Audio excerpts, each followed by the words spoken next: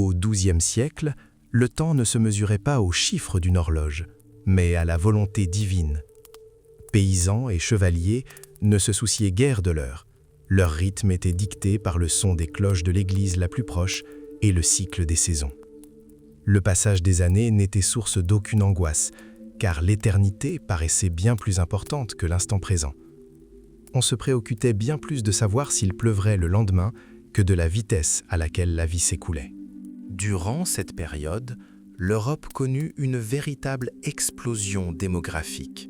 Les historiens parlent de révolution démographique. Une paix relative régna, le commerce reprit et de nouvelles techniques agricoles permirent de nourrir une population bien plus nombreuse.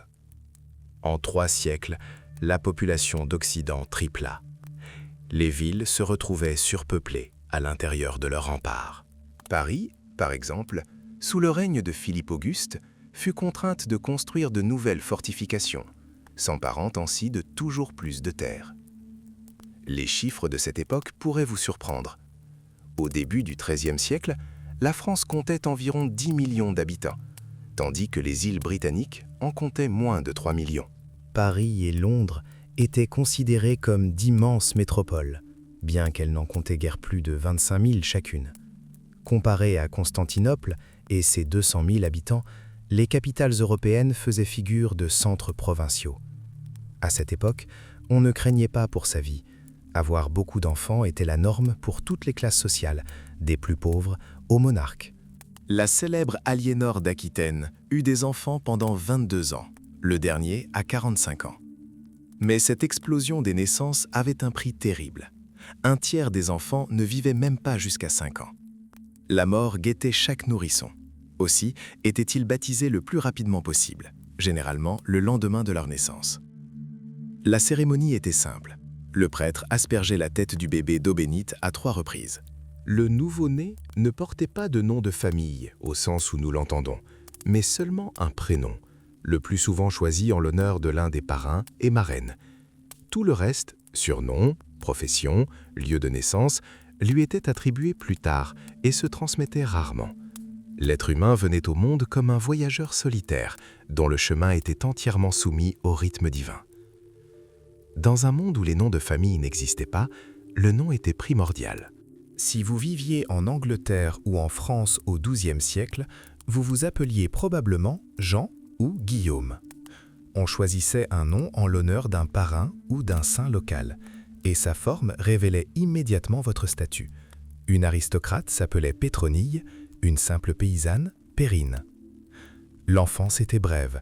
Jusqu'à l'âge de 7 ans, les enfants étaient confiés à des nourrices et à de simples jouets, des chevaux de bois et des balles en cuir.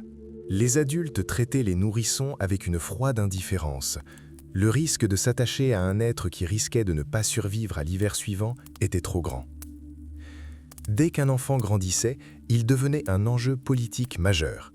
À cette époque, un mariage n'était pas une affaire d'amour, mais un moyen de fusionner des capitaux ou de mettre fin à une vendetta. Le célèbre chevalier Guillaume le Maréchal resta pauvre jusqu'à 45 ans. Mais un mariage providentiel le propulsa instantanément au rang des hommes les plus riches d'Angleterre.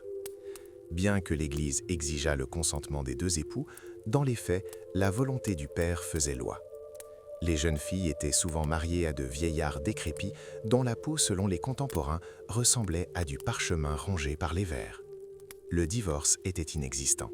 La seule façon de rompre les liens conjugaux était de prouver un lien de parenté éloigné avec son conjoint. C'est ainsi qu'Aliénor d'Aquitaine obtint l'annulation de son mariage avec le roi de France après 15 ans d'union. Le prétexte officiel était un lien de parenté au 5e degré. Le véritable motif était l'absence d'héritier mâle. Mais de tels stratagèmes n'étaient pas toujours efficaces.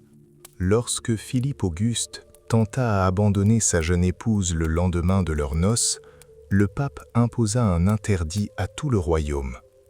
Les baptêmes et les funérailles furent suspendus jusqu'à ce que le roi se repente et ramène sa femme au palais. La cérémonie se déroula sans robe blanche ni décoration fastueuse. Les mariages avaient généralement lieu le samedi et les mariés portaient leurs plus beaux vêtements. L'échange des alliances se faisait sur le seuil de l'église, après quoi les jeunes mariés se rendaient au cimetière pour honorer leurs ancêtres et méditer sur l'éternité. Au Moyen Âge, la notion de pension n'existait pas. Paysans et seigneurs travaillaient aussi longtemps qu'ils le pouvaient. Une espérance de vie moyenne de 35 ans est une statistique peu reluisante, entachée par la mortalité infantile. Ceux qui survivaient à l'enfance avaient de fortes chances d'atteindre un âge avancé. Aliénor d'Aquitaine enterra 8 de ses 10 enfants et mourut à 82 ans. Les détenteurs du record étaient les prêtres. Dans la quiétude de leur monastère, les papes vivaient souvent au-delà de 90 ans, conservant leur lucidité et leur pouvoir jusqu'à leur dernier souffle. Au XIIe siècle, un homme vécut officiellement jusqu'à plus de 100 ans. Saint Gilbert de Saint-Pringam naquit en 1083 et mourut en 1189. Pour les aristocrates de l'époque, vivre jusqu'à 60 ou 70 ans n'avait rien d'exceptionnel. Même le légendaire roi Arthur se voyait attribuer une longévité de 92 ans dans les romans de chevalerie, soulignant ainsi son âge vénérable. Mais pour le peuple, la réalité était bien plus cruelle. La famine et les épidémies transformaient la vie en une loterie. Les poètes déploraient souvent la fugacité de l'existence dans leurs vers, constatant que la mort emportait ceux qui, dans leur trentaine, étaient en pleine force de l'âge, cueillant les fleurs tendres avant les fruits amers. Au Moyen Âge, la précision importait peu. On pouvait oublier sa date de naissance et l'on était incapable de faire des projets à long terme. Les chevaliers de la table ronde partaient en quête d'aventure, sans savoir s'ils reviendraient 1 mois plus tard ou 5 ans après.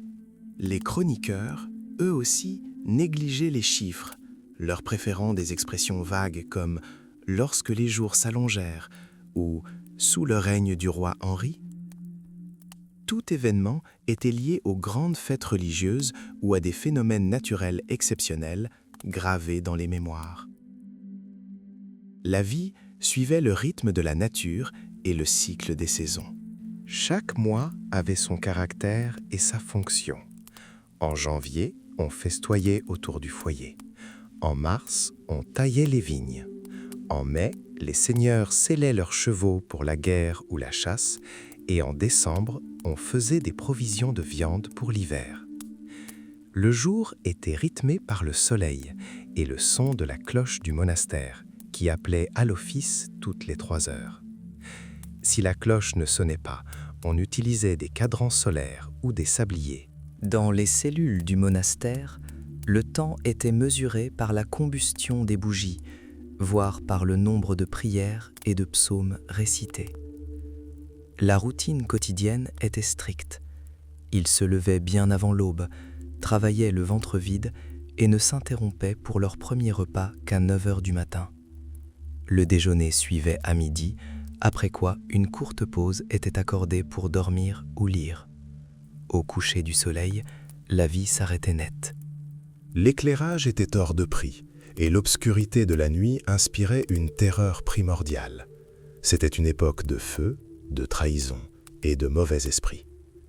Les lois punissaient sévèrement quiconque osait travailler ou commettre des méfaits à la faveur de la nuit. Le calendrier contribuait à la confusion. Il n'existait tout simplement pas de date unique pour le début de l'année. En Angleterre, on le célébrait en mars, à Paris à Pâques et dans d'autres villes même en juillet. La date variable de Pâques engendrait de véritables anomalies temporelles. Une année, avril pouvait durer 47 jours et l'année suivante seulement 16. Les gens ne vivaient pas selon un système numérique précis, mais dans un cycle sans fin, mesurant l'histoire au rythme du règne de leur comte ou de leur roi. Essayez d'organiser une réunion si au lieu de chiffres, vous ne disposez que des noms de saints. À cette époque, le 28 septembre n'était pas une date inscrite dans un agenda, mais la veille de la Saint-Michel. Pourtant, même dans ce contexte chaotique, les défis étaient nombreux. Des villages voisins pouvaient vénérer le même saint à des dates complètement différentes, et certaines fêtes étaient même célébrées 3 fois par an. Par exemple, On fêtait la Saint-Martin en été, en hiver et en décembre. Cependant, les simples paysans ou les chevaliers se souciaient peu de ces subtilités. Leur calendrier était rythmé par le cycle des saisons, le paiement des taxes et l'animation des foires. Cette société était imprégnée d'un unique rythme de foi. Au XIIe siècle, les nations, telles que nous les concevons, n'existaient pas encore. Il n'y avait ni français, ni anglais, seulement des chrétiens. Les frontières demeuraient perméables et le mode de vie universel. La vie quotidienne dans le Yorkshire, en Angleterre, était semblable à celle de l'Anjou, en France. Le monde était strictement hiérarchisé, mais il lui arrivait de vaciller. Le fils d'un simple serf pouvait aisément devenir évêque de Paris. En réalité, la vie quotidienne divisait les gens non par la naissance, mais par le pouvoir et la richesse. L'Europe médiévale était un vaste réseau d'obligations personnelles, où toute richesse provenait de la terre. Un noble de moindre importance avait besoin d'un protecteur puissant. C'est ainsi que se formait le lien entre vassal et seigneur. Le contrat était rigoureux.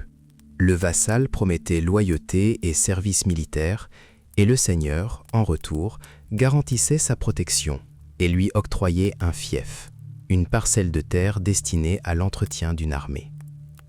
Le rituel scellant cet accord s'apparentait à un rite mystique.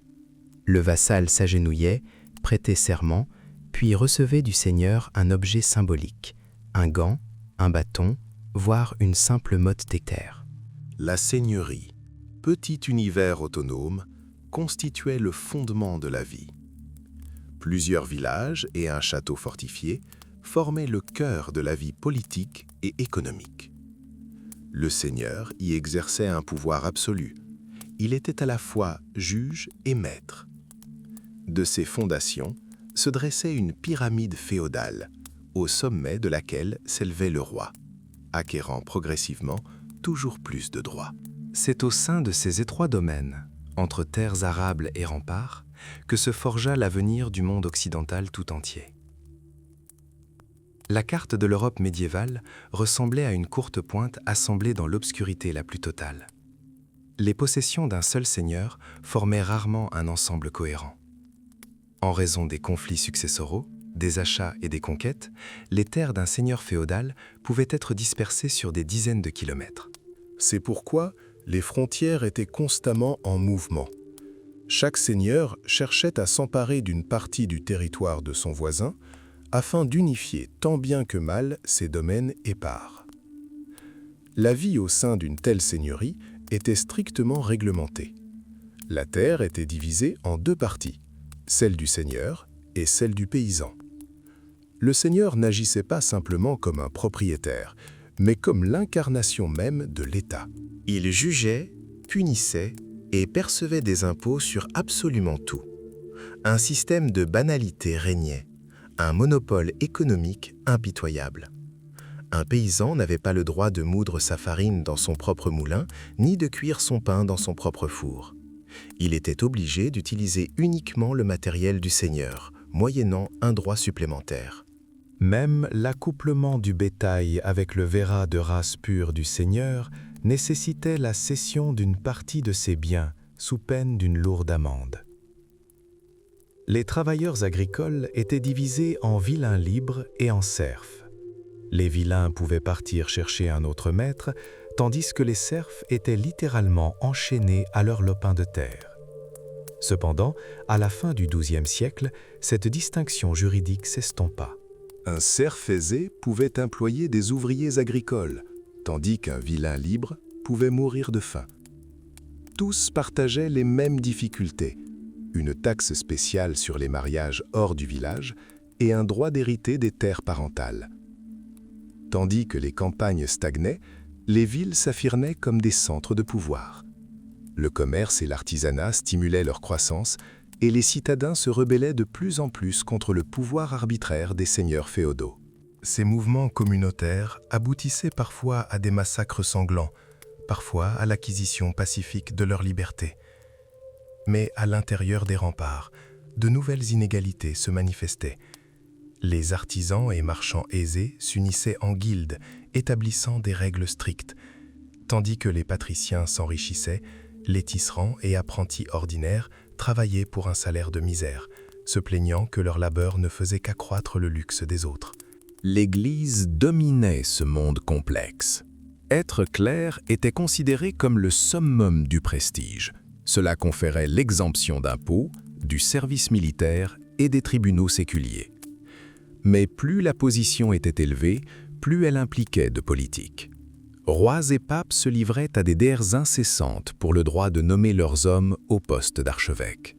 Il s'agissait d'une lutte non seulement pour le salut des âmes, mais aussi pour le contrôle des revenus colossaux de l'Église, faisant de la foi un instrument dans un vaste jeu géopolitique. Pendant que l'élite ecclésiastique complotait, le simple curé de village menait une vie bien différente, ancrée dans la réalité. Choisi parmi les habitants, ce choix était rarement idéal. La loi exigeait qu'un prêtre exerce son ministère gratuitement, ne subvenant qu'aux revenus des terres de l'Église. En réalité, chaque baptême ou enterrement était payant. La simonie était devenue la norme. Même le strict vœu de célibat était souvent bafoué. Dans les villages, personne ne s'étonnait de voir un vicaire vivre avec la femme d'un prêtre. La littérature de l'époque regorge de satires sur les prêtres avides et dissolus, mais en réalité, ils étaient le reflet de leur peuple. Parallèlement, une nouvelle structure sociale, véritable pilier de la chevalerie, se forgeait en Europe. À l'origine, elle n'était pas une question de naissance. Dans les champs anciens, même les cuisiniers et les forestiers qui accomplissaient des actes héroïques devenaient chevaliers. Mais au XIIIe siècle, la hiérarchie sociale s'effondra. Devenir un tank du Moyen-Âge exigeait des sommes colossales. Un cheval de guerre, une armure complète et l'entretien d'une suite coûtaient une fortune. Finalement, la chevalerie fusionna avec l'aristocratie foncière, devenant un cercle fermé réservé à l'élite. Intégrer ce monde n'était pas chose aisée. L'entraînement commençait à 10 ans, lorsque l'enfant était confié à un noble seigneur. Le futur héros débutait comme simple serviteur, nettoyage des armures, service des repas lors des festins et apprentissage des bonnes manières. Des années d'entraînement rigoureux transformaient le jeune homme en un chevalier tueur professionnel. Le point culminant était le rituel d'initiation. En temps de guerre, il pouvait s'agir d'une brève bénédiction au milieu du sang et de la poussière du champ de bataille. En temps de paix, la cérémonie devenait un rite sacré, avec une veillée nocturne dans un temple et la consécration d'une épée. Le fameux coup de paume à la nuque, le koul, symbolisait la transmission de la maîtrise des armes. C'était la dernière fois qu'un chevalier encaissait une insulte sans prendre les armes. Mais derrière les casques étincelants se cachait une dure réalité. Parmi les chevaliers existait un prolétariat. Les cadets, sans le moindre lopin de terre, ne maniaient que leurs épées. Ces chevaliers affamés s'alliaient, menés par de jeunes nobles eux aussi démunis. Ils erraient de château en château, de tournoi en tournoi, espérant la générosité d'un protecteur ou un riche butin. Pour eux, la guerre n'était pas seulement un devoir, mais l'unique chance de survivre et d'établir un jour leur propre fief. Dans ce monde, le statut était primordial, et la terre plus encore. Ces guerriers sans terre furent les premiers à se lancer dans les aventures des croisades. Leur but premier n'était pas seulement la gloire, mais aussi un mariage avantageux. La quête d'une riche héritière devint un véritable sport, car c'était le seul moyen d'acquérir un certain statut social et des terres. C'est pour ces jeunes gens ambitieux que furent écrits les romans de chevalerie. La littérature leur offrit un reflet parfait, un monde où la bravoure primait sur l'or et où la noblesse justifiait toute pauvreté. Mais le code chevaleresque des livres différait grandement de la réalité. Dans les romans, le chevalier est un protecteur des veuves, un conquérant miséricordieux et un chrétien irréprochable. Gauvin, surnommé le soleil de la chevalerie, était considéré comme l'idéal de l'époque. Il incarnait deux concepts clés de son temps, la largesse et la courtoisie. La largesse est une générosité ostentatoire, frôlant l'extravagance. Un vrai chevalier méprisait les marchands avares. Il se devait de dépenser tout son argent pour affirmer son rang. La largesse est une générosité ostentatoire, frôlant l'extravagance. Un vrai chevalier méprisait les marchands avares. Il se devait de dépenser tout son argent pour affirmer son rang. La courtoisie, quant à elle, exigeait des manières distinguées, de l'esprit et du raffinement. C'était un cercle fermé, où les rustres et les hommes de basse extraction n'avaient pas leur place.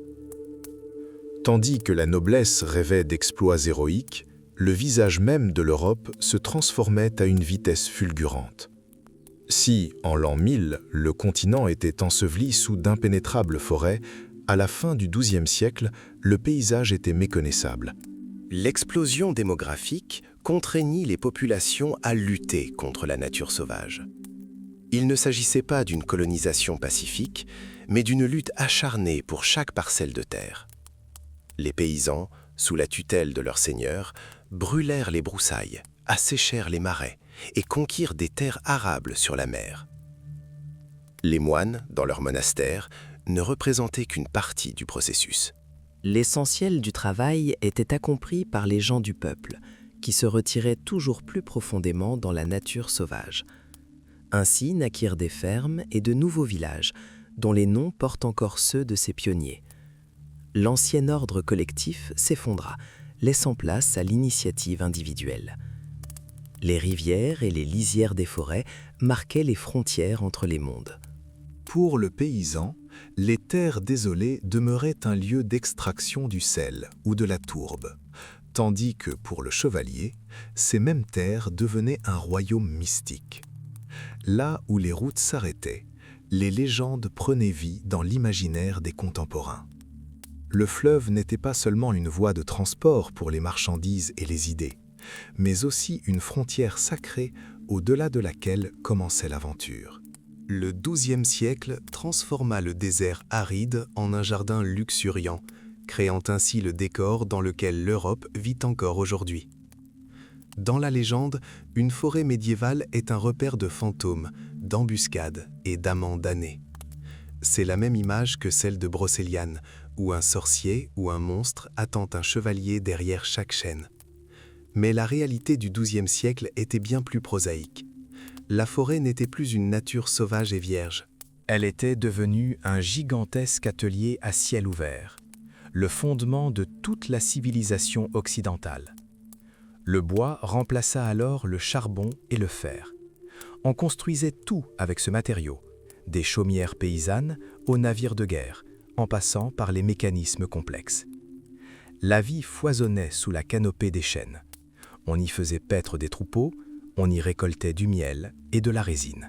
La valeur d'une parcelle forestière ne se mesurait pas à sa beauté, mais au nombre de porcs que ses glands pouvaient nourrir. Cependant, cette ressource n'était pas partagée. Pour chaque fagot de branchage ou chaque serre abattue, un paysan risquait sa vie.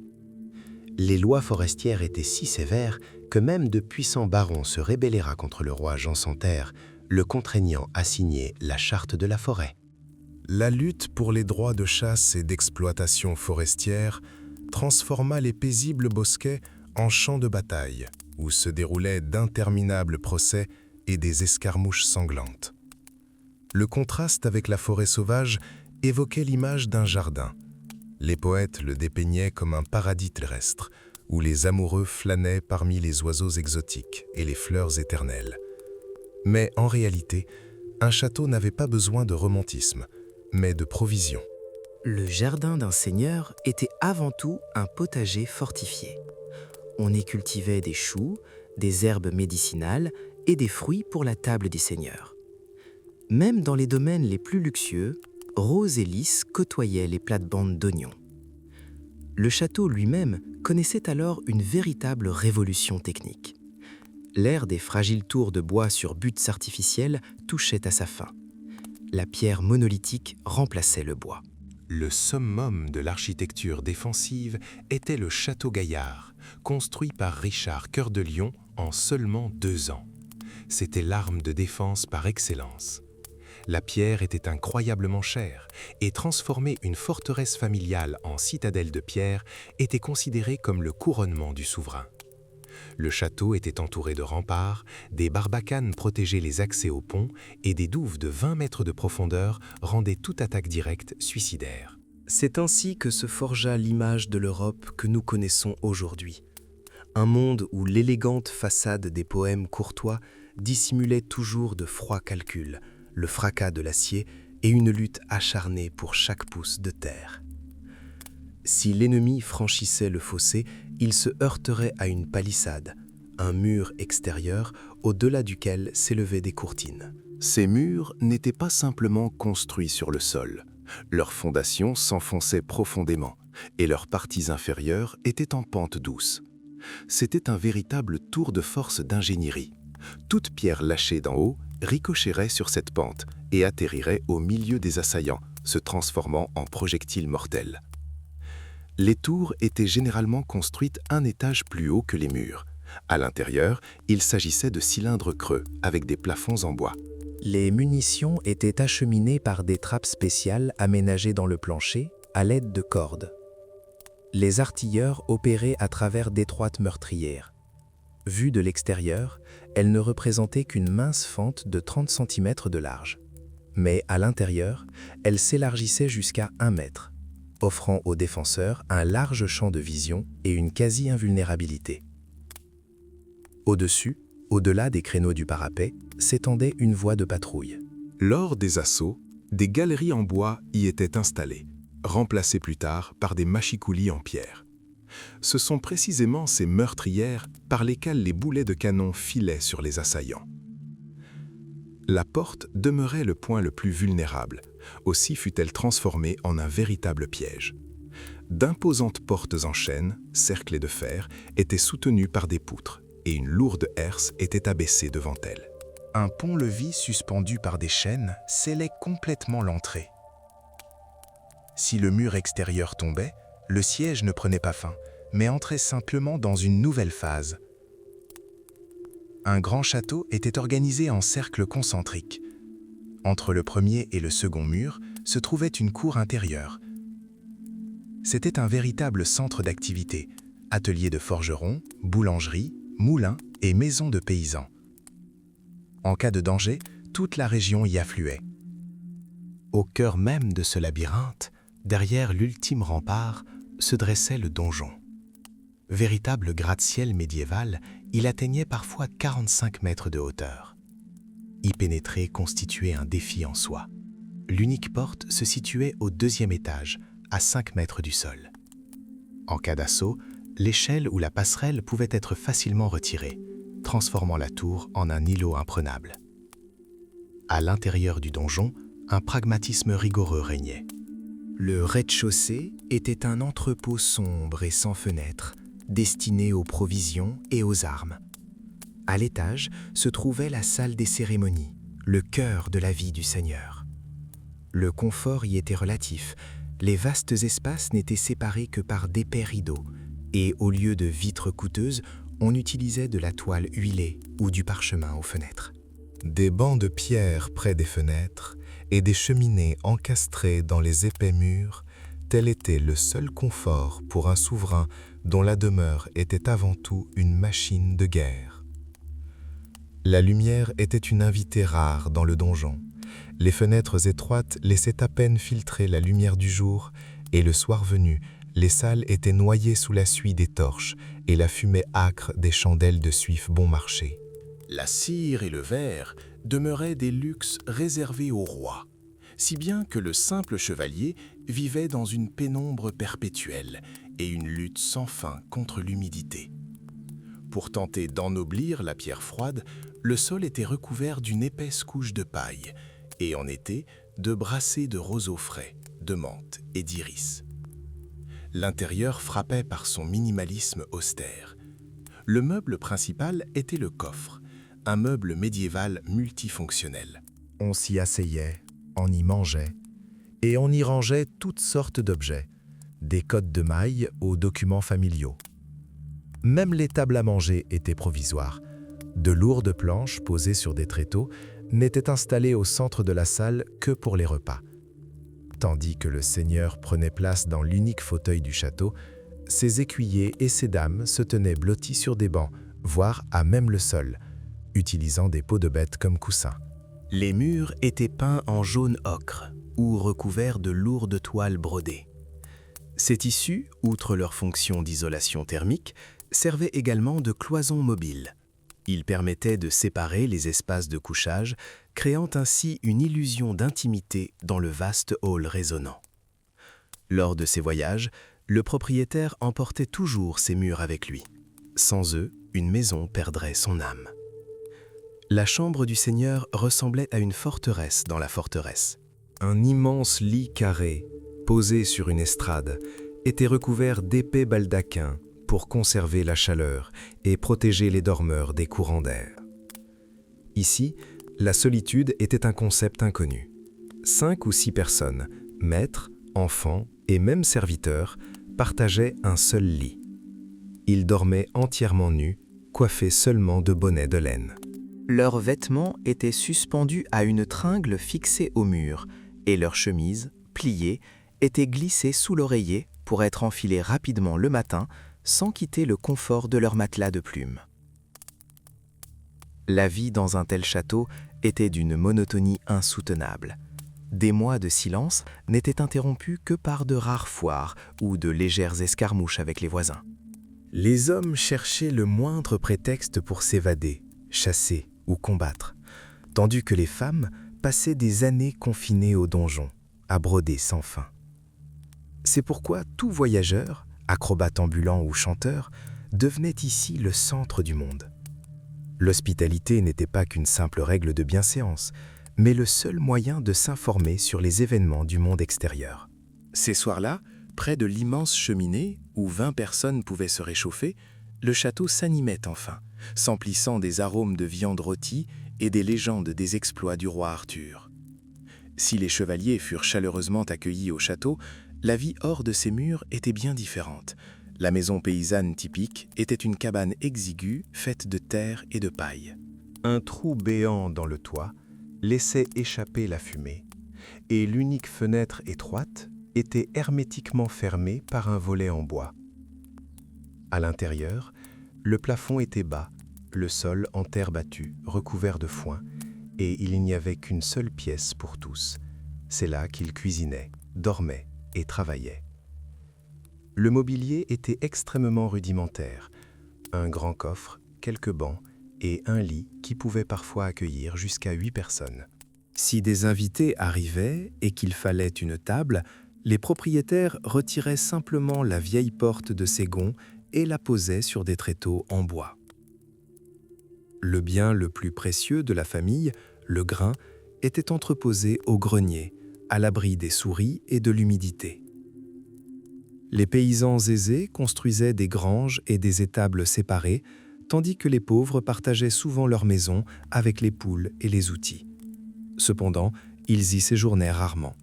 Les champs, les moulins et les sentiers forestiers constituaient le véritable habitat des gens du Moyen Âge. Pendant des siècles, les céréales constituaient l'aliment de base. Mais n'espérez pas trouver de miches moelleuses, il s'agissait le plus souvent de bouillies épaisses d'orge et de seigle, ou de galettes sans levain. Le pain était fait d'un mélange de différentes farines et était toujours grossier et grisâtre. Avec le temps, les œufs, les fromages artisanaux et les légumes du jardin ont fait leur apparition sur les tables. Navets, poireaux et haricots. Le poisson était acheté salé et, avec un peu de chance, pêché en secret dans l'étang du maître, au péril de sa vie. La principale fête de l'année était l'abattage du cochon en décembre. Le bœuf salé était un mets précieux que l'on s'efforçait de faire durer jusqu'au printemps. L'ail, la moutarde et les herbes sauvages rehaussaient la saveur des plats. Frire la viande coûtait trop cher. On trouvait donc généralement dans la marmite un ragot épais, à mi-chemin entre le ragot et la soupe. La sauce était faite de chapelure et de vin aigre. Les véritables épices, comme le poivre ou la cannelle, étaient extrêmement chères et s'achetaient aux marchands littéralement au gramme. Ce menu modeste dissimulait toujours une peur primordiale. Une mauvaise saison, une averse de grêle et la famine s'abattrait. C'est pourquoi les légendes médiévales sont littéralement imprégnées de rêves de nourriture. Les héros de contes de fées ne rêvent pas d'or, mais de montagnes de pain et de viande rôtie. Même le célèbre Renard le Renard ne se lance dans ses aventures que parce qu'il ne reste plus une miette chez lui. À cette époque, la nourriture n'était pas seulement un carburant, mais le but même de la vie, unissant les pauvres laboureurs et les valets de basse condition dans leur lutte quotidienne pour la survie. Si vous imaginez un festin médiéval comme une célébration exquise de la haute cuisine, vous serez déçu par celui des XIIe siècle. À cette époque, même à la table du roi, la nourriture était plus abondante que raffinée. Le véritable snobisme gastronomique apparaîtra plus tard, mais pour l'heure, la quantité était le principal critère de réussite. La gourmandise n'était pas considérée comme un vice, mais comme le droit naturel des forts. La principale ligne de démarcation entre seigneurs et paysans résidait dans l'assiette. Tandis que le pauvre se contentait de bouillie et de pain plat gris, la table du seigneur était un festin de protéines.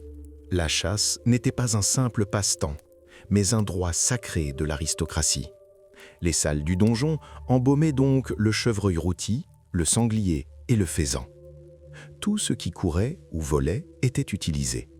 Du lièvre familier aux hérons, grues et même paons, oiseaux exotiques. Curieusement, les canards que nous connaissons étaient alors considérés comme pratiquement immangeables. On consommait rarement du bœuf. Les bœufs étaient nécessaires pour labourer et les moutons pour leur laine.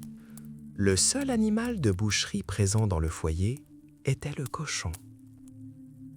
Durant les jours de jeûne, le statut social était mis en valeur par la consommation de poissons.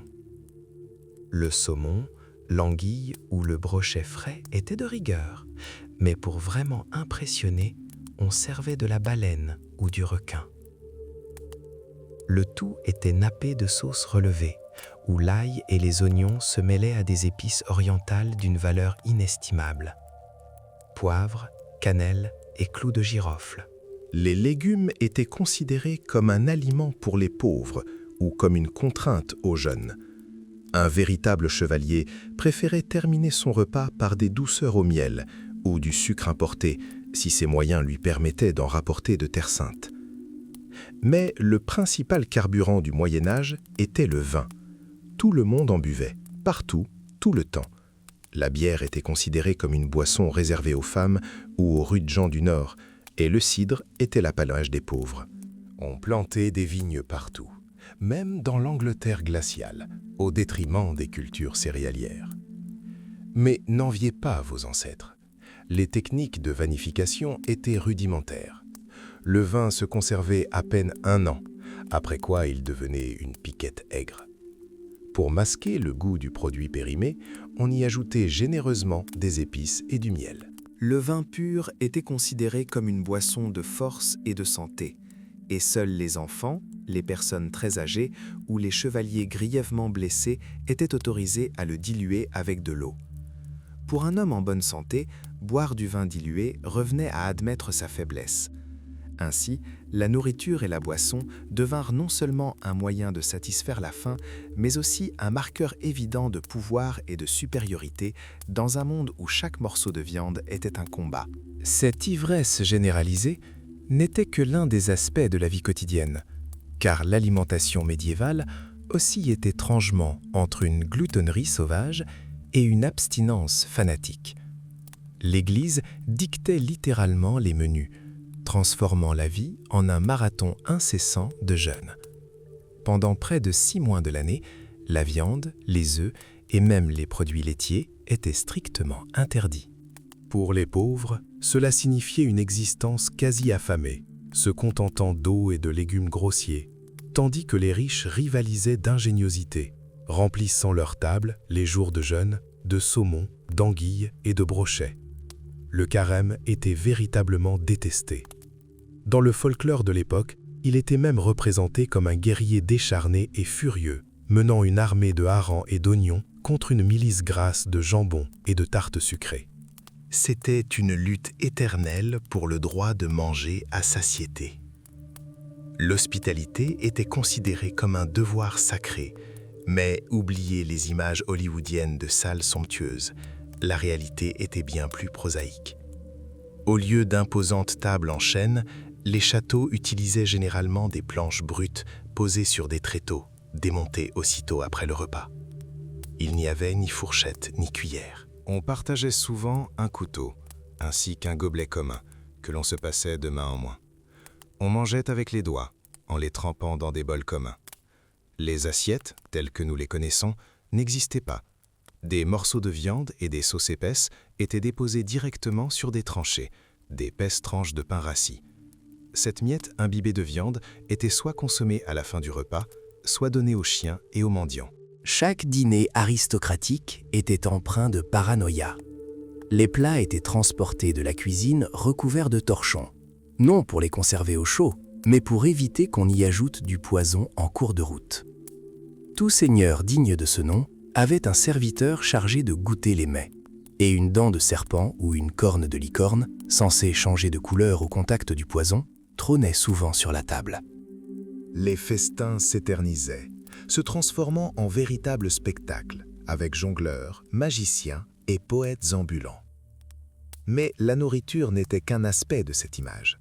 C'est au XIIe siècle que naquit en Occident ce que nous appelons aujourd'hui la mode.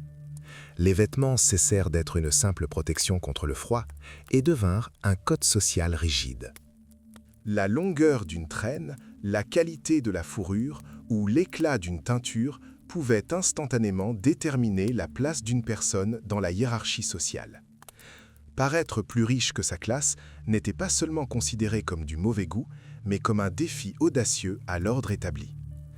Ainsi, commençait une ère où chaque couture d'une robe et chaque aliment sur la table proclamait haut et fort le pouvoir et le statut de son propriétaire.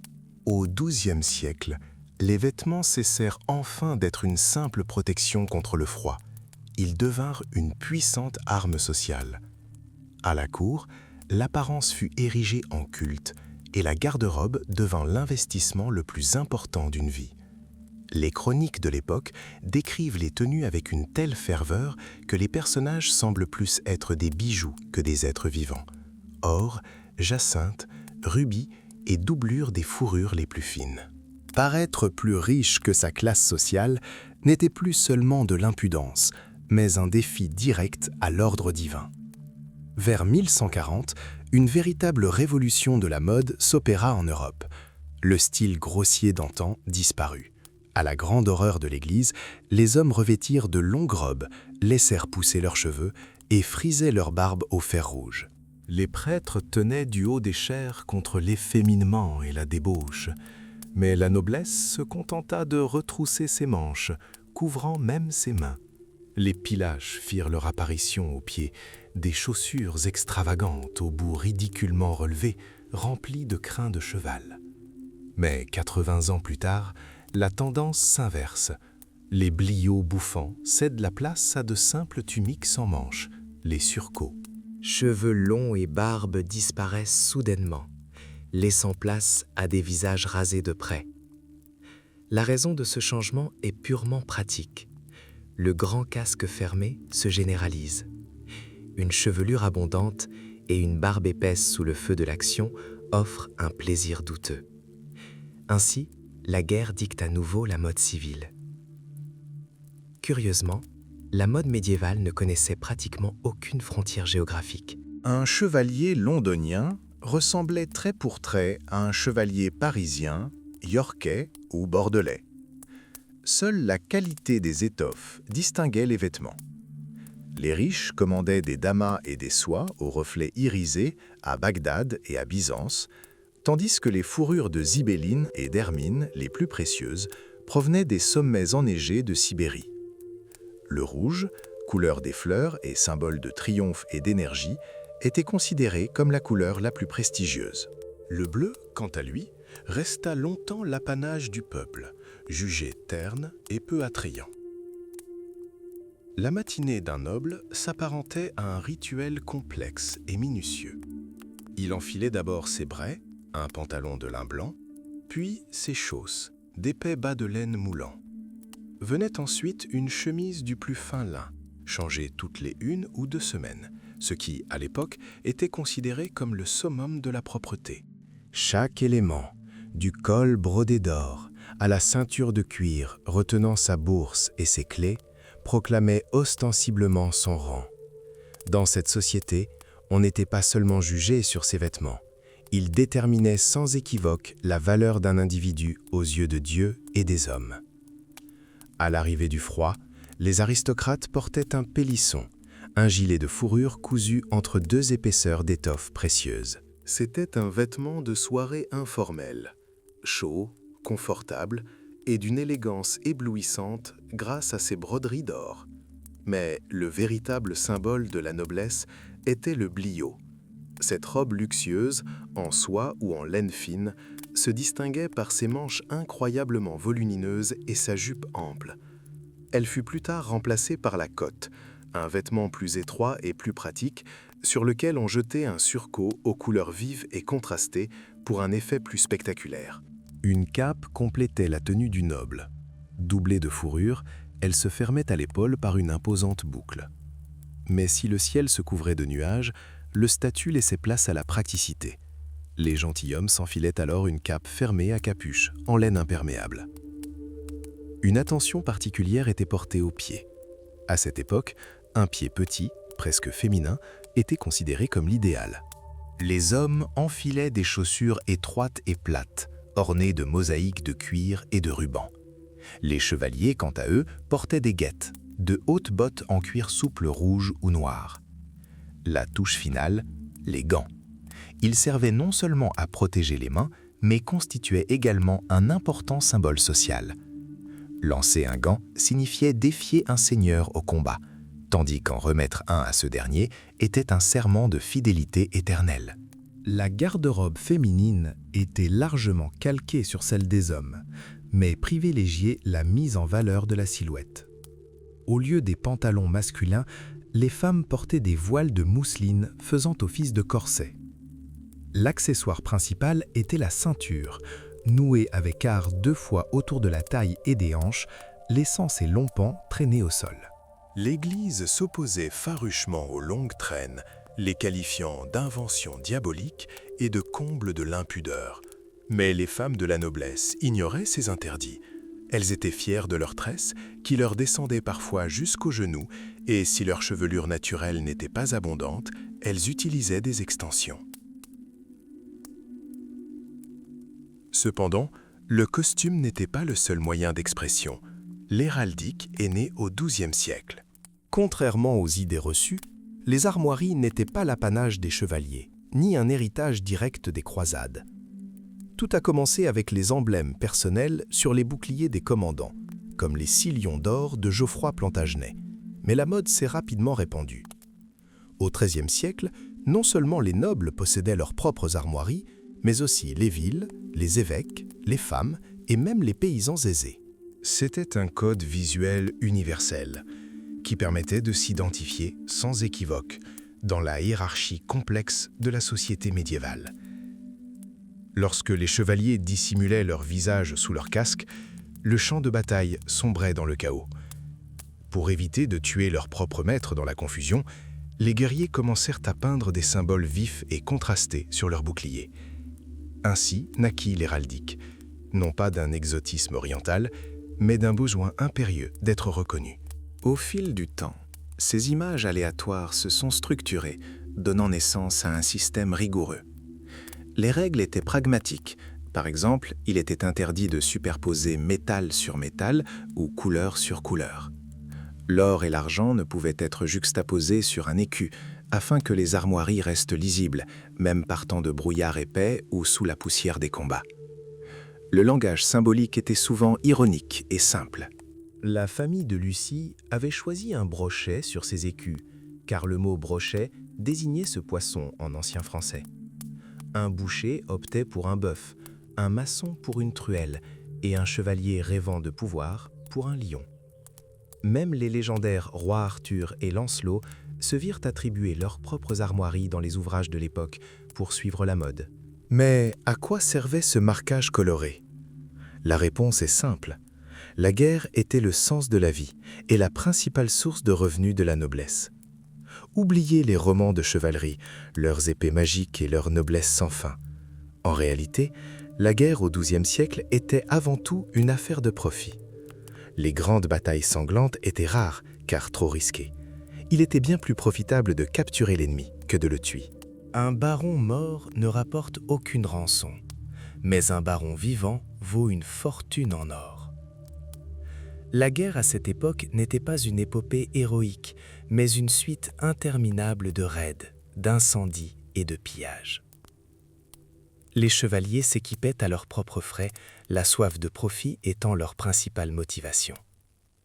Dépouiller un voisin, capturer ses paysans et voler son bétail, tel était le quotidien d'un héros médiéval. Jusqu'au milieu du XIIIe siècle, presque tous les nobles avaient le droit de mener ce type de guerre privée. Elle était considérée comme un moyen légitime de régler les différends, une alternative aux tribunaux. Si un voisin ne remboursait pas une dette ou insultait votre famille, vous lui déclariez officiellement la guerre. Même les conflits séculaires entre les rois de France et d'Angleterre étaient alors perçus non comme des affrontements entre États, mais comme des querelles personnelles entre un suzerain et son vassal insolent. Le calme ne revint qu'avec les premières gelées. De novembre à mars vint le temps de la diplomatie et des ambassades fastueuses. Les chevaliers ôtaient leurs armures, comptaient les profits des terres conquises et attendaient le printemps pour que leurs blasons éclatants deviennent à nouveau la cible des lances ennemies. Lorsque les négociations s'enlisaient, des émissaires secrets entraient en scène. Il s'agissait généralement de clercs dotés de pouvoirs illimités, capables d'agir là où une armée ne pouvait pas. Tous les moyens étaient bons pour les garantir. Serments solennels sur des reliques sacrées, remises d'otages, menaces de malédictions ecclésiastiques. Mais en réalité, ces traités ne valaient souvent pas plus que le parchemin sur lequel ils étaient écrits. Voyant l'Europe sombrer dans un pillage sans fin, l'Église intervint. Elle établit 2 règles strictes, la paix de Dieu et la trêve de Dieu. La première protégeait ceux qui ne portaient pas l'épée, les prêtres, les femmes, les laboureurs et les marchands. Sous peine d'excommunication, il était interdit d'incendier les moulins, de voler les bêtes de trait ou de détruire les récoltes. La trêve de Dieu allait plus loin encore, interdisant les batailles le week-end et pendant le carême. Cependant, les autorités ecclésiastiques allèrent trop loin en tentant d'interdire la guerre du mercredi soir au lundi matin. Les chevaliers, dont le métier consistait littéralement à combattre, se rébellèrent. Le symbole de cette rébellion fut la grande bataille de Bouvines, livrée un dimanche, bravant ostensiblement les interdits sacrés. Les rois cherchèrent également à endiguer le chaos. Philippe Auguste instaura la célèbre loi des 40 jours. Après la déclaration de guerre, les attaques contre les proches de l'ennemi étaient interdites pendant 40 jours, leur laissant ainsi le temps de se réfugier. Progressivement, les batailles se firent de plus en plus rares et réglementées, et les tournois de chevalerie prirent de l'importance. La raison était prosaïque. L'ancien système féodal de service s'effondrait. En théorie, un vassal était tenu d'assister son seigneur, mais en pratique, cette obligation se limitait à 40 jours par an. Dès l'expiration de leur engagement, les chevaliers faisaient demi-tour et rentraient chez eux, à moins d'être payés pour chaque jour supplémentaire. Les nobles évitaient les campagnes à tout prix, arrivaient en retard ou ignoraient purement et simplement la conscription. Au début du XIIIe siècle, un roi de France pouvait ne disposer que de 400 chevaliers en temps de guerre. De vastes territoires étaient défendus par de minuscules détachements. Finalement, l'argent remplaça les vassaux capricieux. À partir du milieu du XIIe siècle, les chevaliers furent officiellement autorisés à se racheter grâce à un impôt spécial. Avec ces fonds, les rois commencèrent à entretenir des professionnels, mercenaires et arbalétriers. La guerre cessa d'être une question d'honneur et de loyauté personnelle pour devenir une compétition de richesse. Le vainqueur n'était plus celui qui avait les serviteurs les plus fidèles, mais celui dont le coffre débordait d'or. L'argent permit au roi d'engager de véritables guerriers. Les vassaux capricieux furent remplacés par des professionnels de la mort, les mercenaires. Il ne s'agissait pas de nobles seigneurs, mais d'hommes austères venus des confins pauvres de l'Europe, le pays de Galles, les Flandres, la Navarre. On les appelait simplement les hommes enchaînés. Ils apportèrent une cruauté nouvelle et terrifiante sur le champ de bataille. Tandis que les chevaliers tentaient de capturer leurs semblables pour obtenir une rançon, ces hommes utilisaient des arbalètes, des crochets et des couteaux pour tuer. En temps de paix, ils formaient des bandes et terrorisaient des régions entières. Richard Cœur de Lion les traita sans pitié. Il ordonnait un jour que la moitié d'un détachement brabançon capturé soit pendu et que les yeux des autres soient arrachés. L'équipement des guerriers de cette époque était d'une diversité étonnante. Il n'y avait pas d'uniforme standard, chacun s'armant à ses propres frais. Un équipement complet était hors de prix. Nombre de nobles repoussaient l'adoubement pendant des années, faute de moyens pour acquérir l'équipement nécessaire. Leur défense reposait essentiellement sur la cotte de maille, une tunique composée de 30 000 anneaux d'acier entrelacés, pesant jusqu'à 12 kg. Son coût était tel que les chevaliers les plus pauvres se contentaient de chemises courtes ou de simples cuirasses. Les seigneurs fortunés, en revanche, faisaient dorer les anneaux et ornaient les bords de broderie. Par-dessus la cotte de maille, ils portaient une cotte d'armes, une cape ample qui les protégeait du soleil brûlant et de la pluie. C'est sur cette cape que furent plus tard peints les blasons, faisant de ce vêtement l'emblème personnel du guerrier. Le casque a évolué, passant d'une simple calotte d'acier munie d'une bande pour protéger le nez à un lourd cylindre fermé, percé d'étroites fentes pour les yeux. En raison de son poids et de la chaleur qu'il dégageait, il n'était porté qu'à l'approche du combat. Au XIIe siècle, le bouclier ressemblait à une énorme amande, mesurant 1,5 mètre de haut. Il protégeait le combattant du menton aux pieds et, après la bataille, servait de civière pour les blessés. Avec le temps, les armures sont devenues plus robustes et le bouclier s'est réduit à la forme triangulaire que nous connaissons aujourd'hui. L'épée demeurait le principal symbole de statut social. Ce mètre d'acier trempé, pesant environ 2 kg, était avant tout une arme tranchante. Elle ne servait pas aux estocs délicats, mais plutôt à écraser l'ennemi sous des coups puissants, brisant les boucliers et déchirant les anneaux d'armure. La guerre s'était finalement transformée d'une question d'honneur en une compétition de technologie et de richesse. À cette époque, le pommeau d'une épée n'était pas qu'un simple contrepoids, mais un véritable reliquaire. Des reliques sacrées étaient enchâssées dans les disques d'or des poignets, gouttes de sang, fragments d'os ou morceaux de vêtements de saint.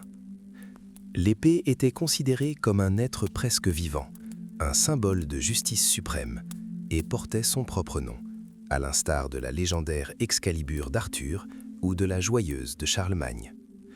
Un chevalier portait souvent 2 lames. La seconde, plus lourde et plus longue, était destinée au combat à pied. Affûtée comme un rasoir, elle pouvait, lors d'un combat rapproché, se glisser à travers l'étroite fente pour les yeux d'un casque ou entre la cotte de maille et l'armure. La lance de 3 mètres de long, forgée dans un frêne robuste, n'était jamais lancée. Elle était tenue d'une poigne de fer. Les drapeaux colorés à sa pointe n'étaient pas qu'un ornement, mais de véritables balises au cœur de la bataille, permettant aux vassaux de repérer leur seigneur. Tandis que les nobles échangeaient des coups de lance, l'infanterie se montrait bien plus impitoyable. Elle utilisait des haches, des masses d'armes cloutées et de longues piques munies de crochets spécialement conçus pour désarçonner les cavaliers, juste sous leurs sabots. L'arbalète devint un véritable cauchemar pour la chevalerie. Cette arme était considérée comme si perfide et mortelle que l'Église l'interdit formellement, la jugeant indigne d'un chrétien. Cependant, la morale céda rapidement la place à l'efficacité. Richard Cœur de Lion fit confiance à des arbalétriers professionnels, mais par un funeste hasard, qualité quasi humaine et d'un nom évocateur. le chevalier ne le montait qu'à l'approche d'une attaque, préférant le reste du temps un cheval de trait ordinaire. Les éperons symbolisaient cette alliance. Ils étaient remis lors de l'initiation, immédiatement après l'épée. Si un chevalier commettait la trahison, ses éperons étaient publiquement tranchés à la hache et foulés aux pieds dans la boue, signifiant la perte définitive de son honneur et de son statut. Contrairement à la légende, la guerre au XIIe siècle consistait rarement en des duels spectaculaires. Elle reposait surtout sur le labeur ardu des ingénieurs. Les sièges de châteaux duraient des mois, voire des années. Au lieu de duels de nobles, les guerriers construisaient des tours mobiles, creusaient des tunnels et faisaient pleuvoir des pierres sur les remparts à l'aide de machines, transformant ainsi la guerre en une épreuve d'endurance et de technologie. Les croisades transformaient la guerre en Europe en une compétition technologique. Les chevaliers rapportèrent d'Orient les plans de machines monstrueuses. Certaines étaient actionnées par des ressorts, comme des arbalètes géantes, tandis que d'autres utilisaient le principe du pendule. L'arme la plus redoutable était le trébuchet. Ce colosse projetait des boulets de canon de 30 kg à 200 mètres. Mais le granit n'était pas la seule arme employée. Des barils de soufre enflammés, voire de charogne en décomposition, étaient jetés par-dessus les remparts pour provoquer des épidémies dans la forteresse. N'imaginez pas un bombardement continu. Recharger un seul trébuchet pouvait prendre jusqu'à 3 heures. Tandis que les pierres tenaient les défenseurs en haleine, le véritable travail se déroulait en sous-sol. Des groupes de mineurs, à l'abri d'abris en bois, creusaient des tunnels, rongeant littéralement les pierres des fondations. Les murs ne s'effondrèrent pas sous le poids des obus, mais à cause des incendies dans les chambres souterraines, qui consumèrent les supports en bois et entraînèrent l'effondrement de pans entiers des fortifications. Si le conflit dégénérait en bataille rangée, il était perçu comme un châtiment divin. Une bataille d'envergure était un événement rare, presque sacré, qui décidait en un seul jour de l'issue d'années de querelles. Avant la bataille, la prière et la communion étaient obligatoires. 3 lignes se formaient sur le champ de bataille, les lanciers en tête, les archers derrière et la cavalerie lourde d'élite au centre. Dès que les chevaliers s'affrontaient, la ligne se désintégrait en des centaines d'escarmouches.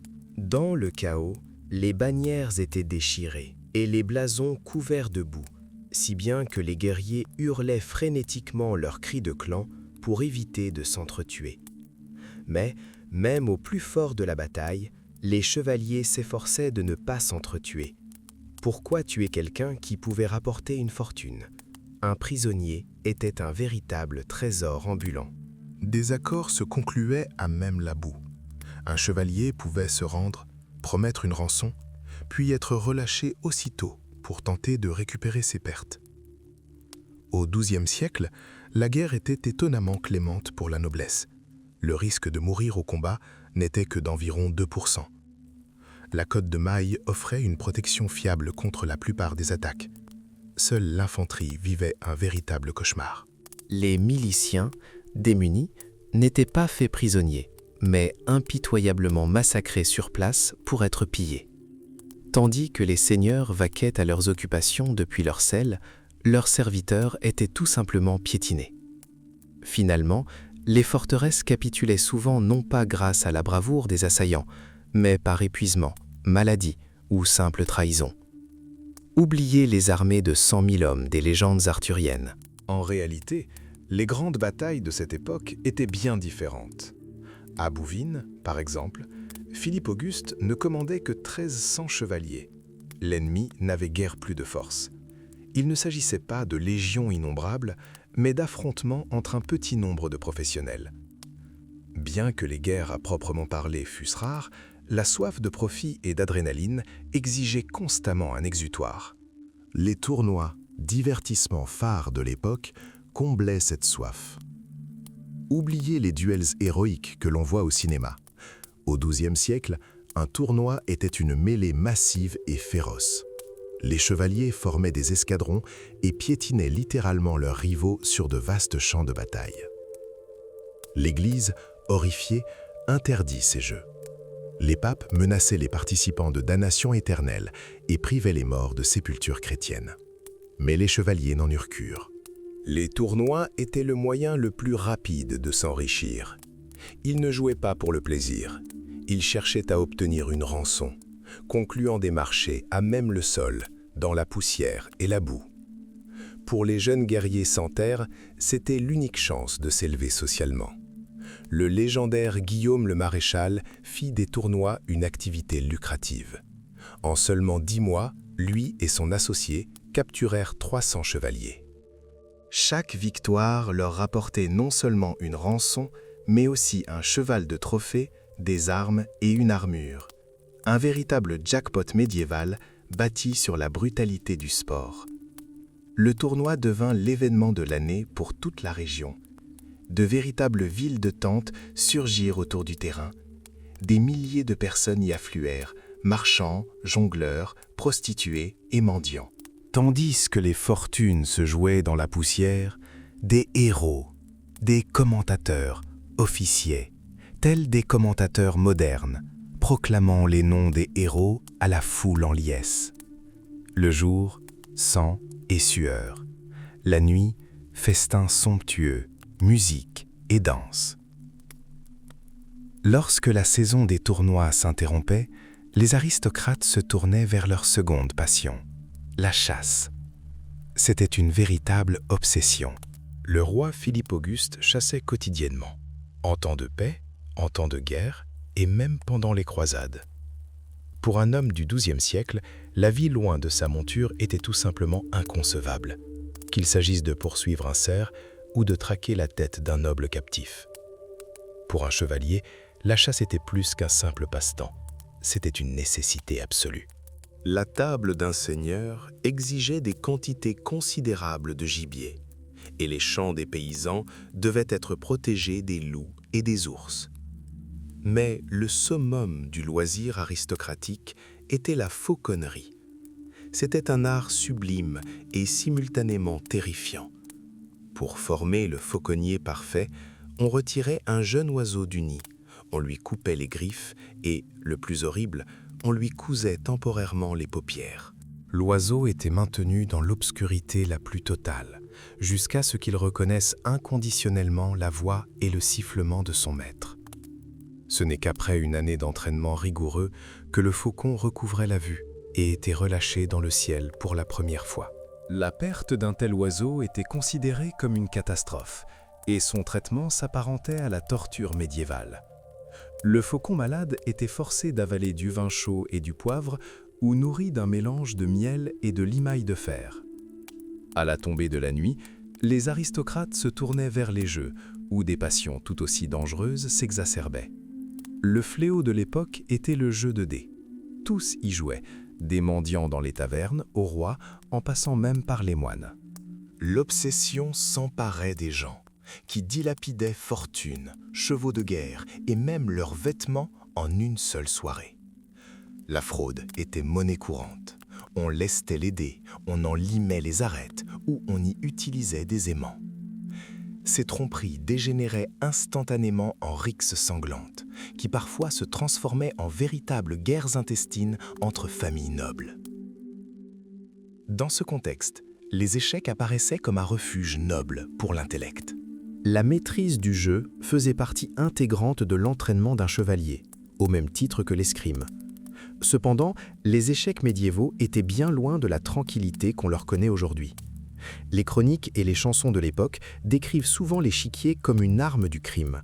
Un perdant, fou de rage, pouvait fracasser le crâne de son adversaire avec l'échiquier massif posé sur la table, projetant des éclats de cervelle.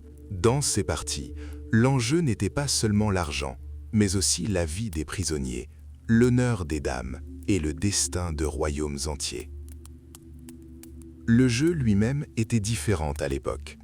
Longtemps, l'échiquier resta monochrome et les cases noires et blanches auxquelles nous sommes habitués ne devinrent à la mode qu'au XIIe siècle.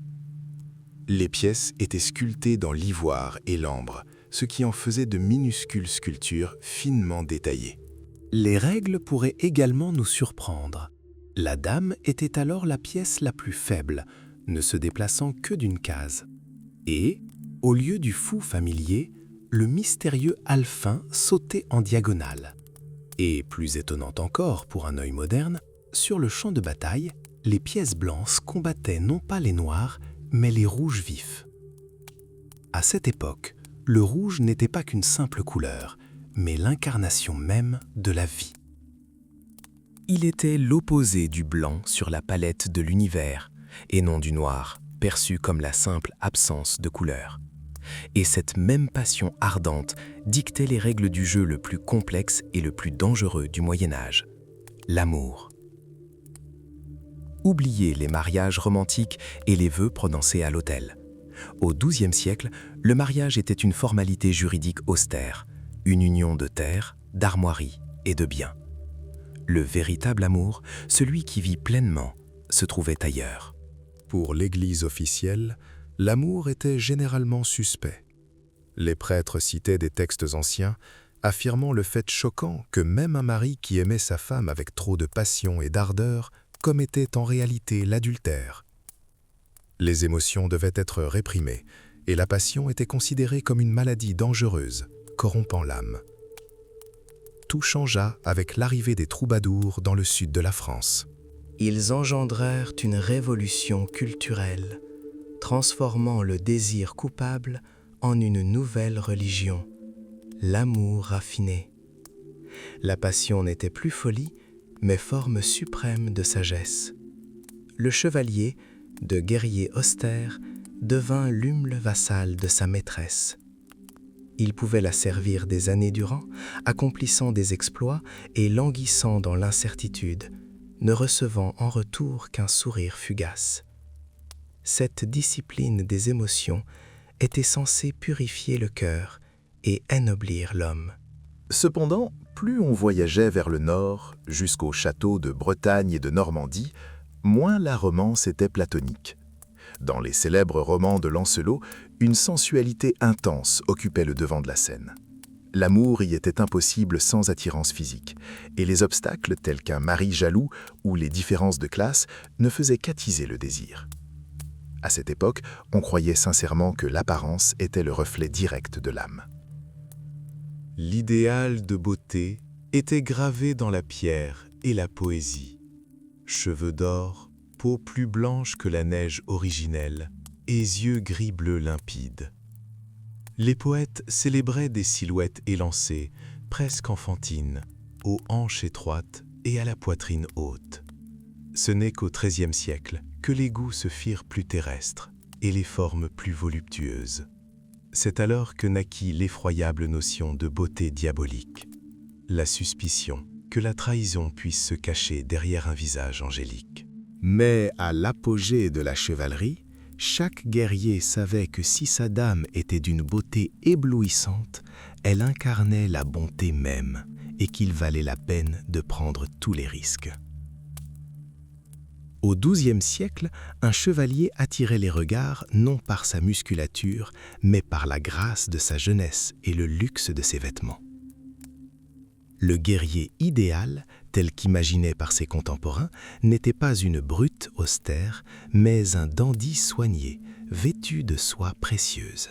Si la beauté était décrite de manière générale, la laideur, elle, était savourée avec une précision alarmante. Pour comprendre qui était considéré comme un véritable paria à cette époque, il suffit de se pencher sur les descriptions des roturiers.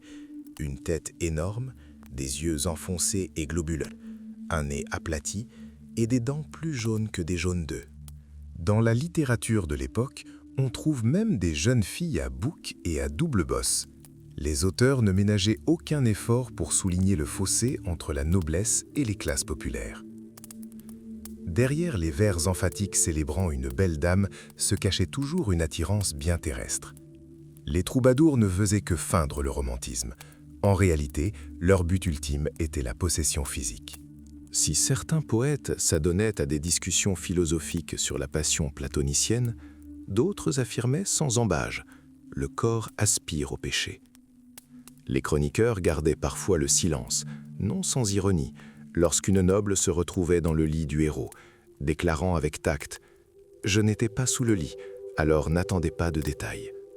Cependant, Avec le temps, les auteurs devinrent plus audacieux, décrivant le contact avec un corps nu sans gêne excessive.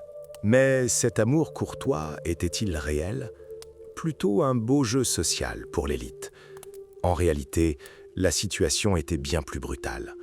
La plupart des mariages étaient des arrangements sans enjeu, dictés par l'argent, les terres et la volonté des parents. Mais même dans ce monde froid, des mariages d'amour secret, contraires à la loi, existaient. L'infidélité était devenue monnaie courante à tous les niveaux. L'Église condamnait farouchement l'adultère, mais les enfants illégitimes des rois devenaient facilement comtes et évêques influents, et le célibat des prêtres restait souvent une simple formalité. Même les tabous les plus rigoureux se heurtaient à la nature humaine. Tandis que les théologiens qualifiaient l'homosexualité de vice le plus grave, des monarques comme Richard Cœur de Lion et Guillaume le Roux s'adonnaient ouvertement à des plaisirs interdits, bravant la menace d'excommunication. Le Moyen-Âge n'était pas une ère d'ascétisme stérile. C'était une époque de contradictions brûlantes, où des passions authentiques s'embrasaient derrière le masque de l'étiquette, et où la réalité quotidienne était si dure et si sombre que l'on cherchait désespérément refuge dans un monde onirique. L'homme médiéval vivait prisonnier d'une dure réalité, mais son esprit cherchait sans cesse une échappatoire. Tandis que les théologiens débattaient des péchés, le peuple rêvait de contrées féeriques où l'or coulait à flots et où le pouvoir était à portée de tous. Cette soif de miracle était assouvie par des charlatans et des prophètes itinérants qui offraient le salut sous forme de reliques douteuses ou de rêves nouveaux, parfois plus extravagants encore. Le principal moyen d'échapper à la routine était le mouvement. Contrairement à la légende, les Européens de cette époque n'étaient pas cloîtrés dans leur village. Au contraire, l'Europe était en perpétuel mouvement. Les rois étaient les voyageurs les plus infatigables. Au XIIe siècle, le pouvoir ne résidait pas dans le fait de siéger sur un trône, mais dans une marche sans fin. Richard Cœur de Lion ne passa que 6 mois en Angleterre durant ses 10 années de règne. Sa demeure était faite de selles de chevaux, de ponts de navires et même de prisons autrichiennes. Là où se trouvait le roi, là était aussi la capitale. Tous suivaient les monarques, des barons aux plus humbles mendiants. Un flot hétéroclite d'humanité coulait le long de routes ressemblant à des chemins boueux. Chevaliers en quête de gloire, étudiants, moines fugitifs et équipes entières de bâtisseurs de cathédrales. Les frontières, telles que nous les connaissons, n'existaient pas. Le monde chrétien était perçu comme un espace unique, quoique extrêmement complexe, où les possessions des comtes et des évêques s'entremêlaient en un nœud inextricable. Mais cette liberté de mouvement avait un prix, tant en vies humaines qu'en argent. Chaque voyage devenait un véritable parcours du combattant. Les routes pavées romaines avaient depuis longtemps disparu sous les forêts, et les nouveaux itinéraires étaient étroits et impraticables par mauvais temps. À chaque pont, à chaque gué, un seigneur féodal avide attendait le voyageur, exigeant un péage. Pour éviter la ruine et les griffes des bandits, Tours relevait de la chance. Le voyage de Paris à Rome durait plus d'1 mois, une épreuve d'endurance qui resta inchangée pendant des siècles. Pourquoi prenaient-ils ce risque? Le plus souvent, c'était pour le salut de leur âme. Le pèlerinage devint un moyen légitime de tout quitter et de voyager au-delà de l'horizon. Mais il ne faut pas confondre cela avec le tourisme moderne. Pour la plupart, c'était un acte de pénitence rigoureux, une tentative d'expier leurs péchés auprès de Dieu par la souffrance physique. Et plus le voyage était périlleux, plus le lieu saint était éloigné, plus grandes étaient les chances de se purifier de la souillure de ce monde cruel. C'était une soif intense, d'une existence différente, qui poussait les gens à abandonner leur environnement familier et à s'aventurer en territoire inconnu. Si un pèlerin n'avait pas les moyens d'entreprendre le voyage outre-mer, il se rendait au sanctuaire le plus proche. Il s'agissait d'un intérêt personnel, apaiser un saint pour améliorer sa situation, ou prier pour le salut dans une situation désespérée. Le commerce des reliques connut un essor considérable au XIIe siècle. Après le sac de Constantinople, le marché européen fut inondé d'objets d'authenticité douteuse. Des rois payaient des fortunes pour de véritables couronnes d'épines, alors même que des abbayes voisines en possédaient déjà plusieurs exemplaires identiques.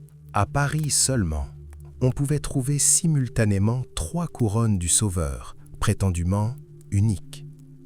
Mais la foi opérait des miracles. Lorsque le jeune prince Louis était mourant de dysenterie, des moines portèrent pieds nus le Saint-Cloud et la couronne d'épines à travers les rues de la ville. Dès que l'enfant vénéra les reliques, la maladie disparut. La légende raconte qu'à ce même instant, en Palestine, son père, le roi Philippe, fut miraculeusement guéri. La véritable épreuve commençait sur les longues routes, à Rome, Jérusalem ou Compostelle, en Espagne. On reconnaissait les pèlerins de loin, leurs larges chapeaux de feutre, leurs bâtons lourds et leurs sacs en bandoulière. Des signes distinctifs, coquillages ou croix de métal, étaient épinglés à leurs vêtements. C'était un voyage périlleux, où la frontière entre sainteté et crime était souvent floue. Des groupes de croyants se joignaient à eux, aventuriers, moines déserteurs et bandits cruels se faisant passer pour d'humbles voyageurs. Mais les chevaliers restaient attirés par l'Orient. Pour eux, c'était une sorte de folie collective, l'unique chance d'échapper à leur vie monotone et de trouver leur véritable raison d'être en des terres mystérieuses. Au-delà de l'horizon, réalité et fantaisie se confondaient. Les cartes de l'époque ressemblaient davantage à des illustrations de contes de fées qu'à des instruments de navigation. Jérusalem était le centre du monde, et à son sommet se trouvait un paradis terrestre. Plus on allait vers l'est, plus les descriptions devenaient extravagantes. On parlait de l'Inde, où les rivières charriaient de l'or pur et où les diamants scintillaient dans les yeux des serpents. On croyait à d'étranges tribus qui ne pouvaient survivre qu'en respirant le parfum des pommes sauvages. On décrivait des créatures avec des yeux sur les épaules et des hommes bottés d'une jambe gigantesque qu'ils utilisaient comme un parasol pour se protéger du soleil. En Éthiopie, on disait qu'ils chassaient les dragons pour extraire des pierres magiques de leur cerveau. Pour les gens de cette époque, le monde n'était pas qu'une simple géographie, mais une immense étendue de merveilles, où, au détour du chemin, on pouvait découvrir soit un grand lieu saint, soit une créature des ténèbres cauchemardesques. Dans ces contrées, les gens se nourrissent de viande de panthère et rugissent comme des bêtes sauvages. Certains vénèrent un chien intronisé, d'autres un cyclope borgne. Et dans les déserts aux confins du monde, vivent ceux qui ne mangent que des sauterelles séchées et atteignent à peine 40 ans. Au Moyen-Âge, on croyait sincèrement que quelque part au cœur de l'Asie régnait le mystérieux prêtre Jean, un puissant prêtre-roi capable d'anéantir les ennemis de la foi. On le chercha pendant des siècles, envoyant des ambassades tantôt en Orient, tantôt jusqu'au cœur même de l'Afrique. L'histoire de Saint Brendan était tout aussi populaire. Ce moine irlandais navigua sur l'océan pendant 7 ans sur une frêle embarcation. Un jour, il accosta même sur le dos d'une baleine géante, la prenant pour une île, et y célébra la messe de Pâques. Son but était une terre de soleil éternel, où la mort n'existait pas. Tandis que les contrées lointaines restaient nimbées de mystères, les animaux qui nous entouraient semblaient bien plus compréhensibles. Pourtant, même ici, les bizarreries ne manquaient pas. On gardait rarement des chats à la maison, préférant les belettes apprivoisées pour chasser les rats. Les chiens, quant à eux, étaient méprisés et ne servaient qu'à de cruelles exécutions. Le porc, en revanche, était considéré comme un outil médical précieux. L'Église interdisant la dissection humaine, c'est l'anatomie porcine que les futurs médecins étudiaient. Mais la réalité cédait toujours la place à l'imaginaire. Ainsi, des animaux ordinaires devenaient à la fois symboles de foi et cauchemar. Prenons le loup. On croyait qu'il marchait toujours contre le vent et hurlait la patte sur la gueule pour imiter une meute. Sa morsure est venimeuse et là où il passe, l'herbe ne pousse plus. Si un loup vous aperçoit en premier, vous en resterez muet ou paralysé de terreur. Selon la légende, une ours donne naissance à des oursons informes qui ressemblent à des rats et les lèche littéralement vivants, leur donnant ainsi l'apparence d'un ours. L'ours lui-même était considéré comme un excellent animal de trait. On croyait que le nourrir de miel et le battre souvent ne pouvait que le rendre plus fort. Le cerf, qui vit 900 ans, chasse les serpents, mais meurt s'il ne parvient pas à les avaler avec de l'eau propre. Il aime la musique et verse des larmes amères lorsqu'il est chassé. Le caméléon semblait être une créature d'un tout autre monde, avec une tête de singe, des griffes de faucon et des écailles de poisson. Il se nourrissait exclusivement d'air et son estomac pouvait provoquer des orages. Même le crocodile de cette époque n'était pas considéré comme un simple reptile, mais comme un prédateur sensible.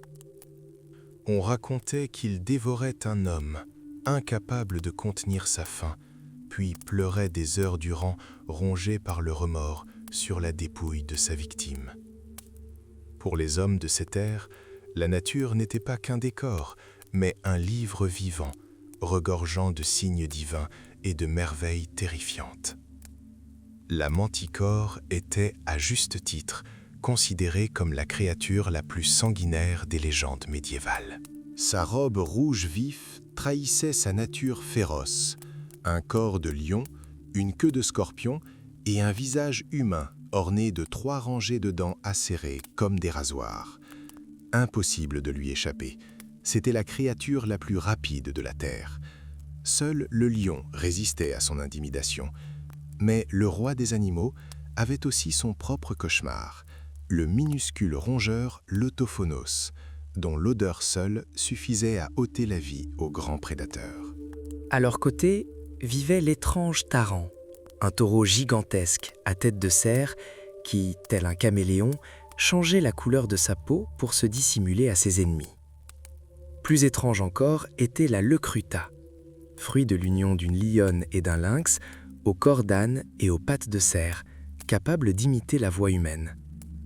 Et, dans les eaux glacées du Nord, les marins étaient pétrifiés d'horreur à la vue d'un moine marin, un monstre écailleux à tête humaine et coiffé d'une capuche osseuse. Avec le temps, la peur pure et simple a cédé la place au miracle breton. Dans les récits chevaleresques, le monde se métamorphose en un espace où chaque arbre recèle non pas un monstre, mais un mystère. Ici, la nature est une énigme vivante. Si le soleil s'éteint, ce n'est pas qu'un phénomène astronomique, mais la naissance d'un grand roi. La magie est omniprésente, des magiciens bienveillants comme Merlin aux sorcières rusées qui connaissent les secrets des herbes et des filtres d'amour. Pour un chevalier, la frontière entre le réel et l'autre monde s'estompe presque. Il suffit de traverser une forêt ordinaire pour se retrouver au royaume des fées. Là, les animaux peuvent parler aux voyageurs, lui offrant de confesser leurs péchés. Et dans un cimetière abandonné, le héros peut tomber sur une pierre tombale décrivant sa propre mort future. L'apogée de cette atmosphère mystique fut la légende du Graal. Le jeune chevalier Perceval se trouve au château du roi pêcheur, malade. Pendant le dîner, une étrange procession défile devant lui. Un jeune homme portant une lance, d'où s'écoule sans cesse une goutte de sang, et une belle jeune fille tenant un vase d'or. Cet objet, orné des pierres les plus rares, brillait d'un éclat si éblouissant que sa simple présence éclipsait les bougies comme les étoiles au lever du soleil. Perceval, consumé par la curiosité, garda le silence. Il prit trop au pied de la lettre la leçon selon laquelle un chevalier ne devait pas poser de questions inutiles. Ce silence lui fut fatal. S'il avait demandé la signification de tout cela, le roi aurait été guéri et la malédiction qui pesait sur ses terres levée. Mais son rendez-vous avec le destin n'eut jamais lieu. Le vide laissé par le silence du héros permit à la légende de perdurer à jamais. Le Graal se transforme en un calice contenant le sang du Christ, puis en une pierre magique conférant l'immortalité. Un mot non dit a créé le mystère central de la culture européenne, transformant la quête de la vérité en un voyage sans fin.